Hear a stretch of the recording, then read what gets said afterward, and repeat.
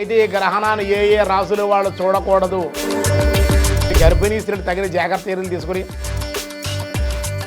మేఘరాశి వారికి మాననాశనం వాళ్ళకు కూడా అనుకూలంగా లేదు, తులారాశి వారికి ధనలాభము, గ్రహణ సమయంలో ఆహారం ఉంటే కనుక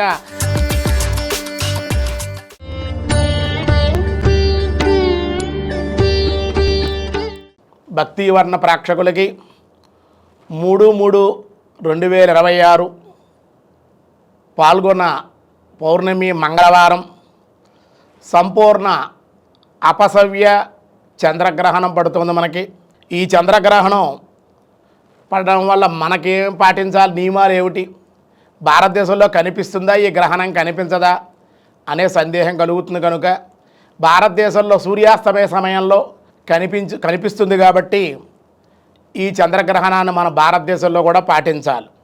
అయితే ఈ గ్రహణం యొక్క స్పర్శాకాలం ఇది కేతుగ్రస్తంగా ఉంది. ఈ గ్రహణం మధ్యాహ్నం 3:19 ఈ గ్రహణం పడుతుంది.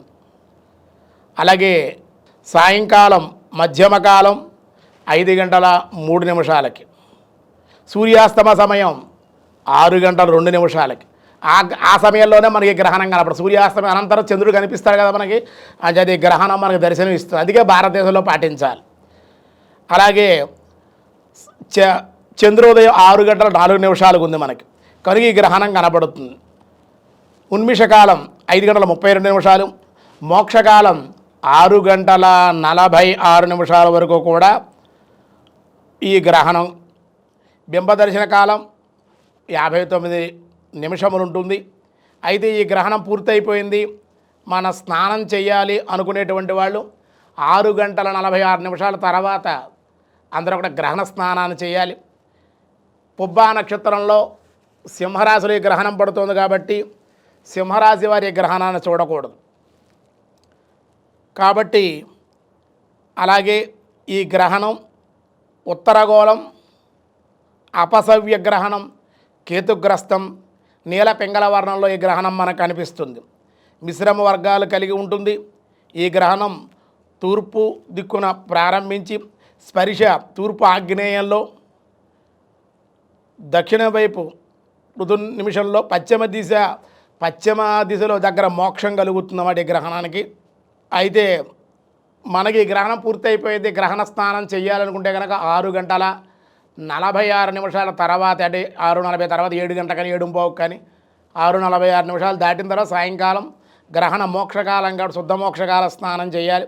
అయితే ఈ గ్రహణాన్ని ఏ ఏ రాసులు వాళ్ళు చూడకూడదు అంటే కనుక ప్రధానంగా ఈ గ్రహణం పట్టేటువంటిది సింహరాశిలో పడుతుంది కాబట్టి పుబ్బా నక్షత్రంలో పడుతుంది. పుబ్బా నక్షత్రం వారు, మకా నక్షత్రం వారు సింహరాశి వారి గ్రహణాన్ని చూడకూడదు.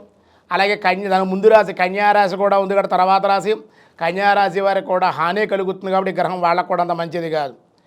అయితే రాశుల వారీగా చెప్పుకుంటే ఈ గ్రహణం మేఘరాశి వారికి మాననాశనం వాళ్ళకు కూడా అంత అనుకూలంగా లేదు.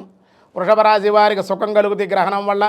మిథున రాశి వారికి లాభం కలుగుతుంది, దోషం లేదు, మిశ్రమంగానే ఉంది. కర్కాటక రాశి వారి వ్యయం, వాళ్ళకే పెద్ద ఇబ్బంది ఏం లేదు. కాకపోతే ముందు రాశి కాబట్టి దాని ప్రభావం కొంచెం కర్కాటక రాశి మీద కూడా ఉంటుంది కాబట్టి వ్యయం కలుగుతుంది, ఏదో రూపంలో ధనం పోయే అవకాశం ఉంది.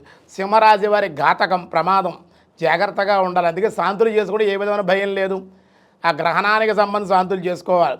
కన్యారాశి వారికి హాని, తులారాశి వారికి ధనలాభము, వృశ్చిక రాశి వారికి మనోవ్యధ ఉంటుంది, ధనసు రాశి వారికి చింత, మకర రాశి వారికి సౌఖ్యం వాళ్ళకి బాగుంటుంది, కుంభరాశి వారికి స్త్రీల వల్ల కష్టాలు ఇబ్బందులు ఉండే అవకాశాలు ఉన్నాయి, మీనరాశి వారికి అతి కష్టం కూడా ఉండే అవకాశం ఉంది. ఈ గ్రహణానంతరం అంటే సాయంకాలం 6:46 పూర్తయిన మోక్షకాలం అయిన తర్వాత స్నానాదులు చేసి మిగతా కార్యక్రమాలన్నీ కూడా పాటించవలెను అని గ్రహణానికి చంద్రగ్రహణానికి సంబంధించి ఈ 3/3/2026 మంగళవారం పాల్గొన శుద్ధ పౌర్ణమి మంగళవారం ఈ గ్రహణం పడుతుంది కాబట్టి అందరూ కూడా గర్భిణీ స్త్రీలు తగిన జాగ్రత్త చర్యలు తీసుకుని కదలకుండా జాగ్రత్తగా కొంచెం భగవన్నామం చేసుకోవడం, కృష్ణాయ నమ, ఓం నమ శివాయ నమ అనుకుని, నారాయణ ఏదో భగవన్నామం, శ్రీమాత్రే నమ ఏదో ఒక నామం తీసుకుని స్మరించుకుంటూ చక్కగా కదలకుండా ఉండాలి.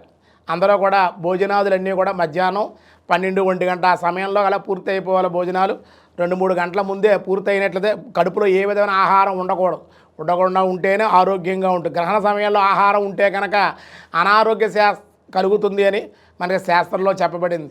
ఈవేళ చాలామంది పరిశోధన చేసి వాళ్ళు కూడా అదే చెబుతున్నారు.